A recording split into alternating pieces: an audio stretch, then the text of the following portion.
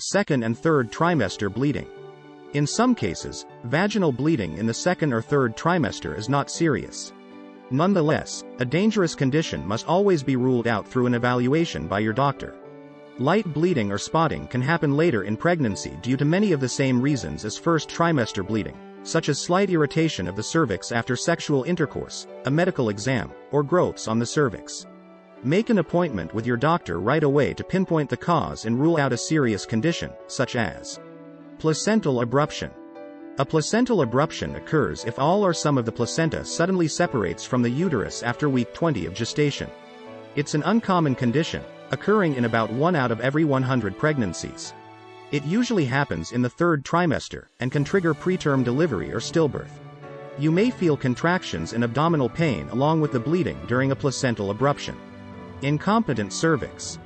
This phenomenon happens in around 1 out of 100 pregnancies. An incompetent cervix is when the cervix starts to dilate too soon, which can result in miscarriage or preterm birth. This complication is responsible for nearly 25% of miscarriages that occur in the second trimester. Placenta previa. This condition occurs when the placenta is low-lying and either somewhat or totally covers your cervix. Placenta previa can cause growth restrictions in the baby and fatal hemorrhaging, blood loss, in the mother, among other complications. If you're diagnosed with placenta previa, you will likely have to go on bed rest, often in a hospital. While serious, placenta previa is also rare, occurring in approximately 1 out of every 200 pregnancies. Placenta accreta. When the placenta grows too deeply into the uterine wall, it cannot be released after the baby is born. This condition is called placenta accreta. It can become life-threatening if not found before delivery due to the risk of hemorrhage and late pregnancy bleeding. Placenta accreta is usually found during routine prenatal ultrasound. If you have placenta accreta, your doctor will plan for extra precautions during the delivery and possibly a hysterectomy, surgical removal of the uterus, once the baby is born. Preterm labor. Labor prior to the 37th week of pregnancy is considered preterm labor, the signs of which can be mistaken for bleeding.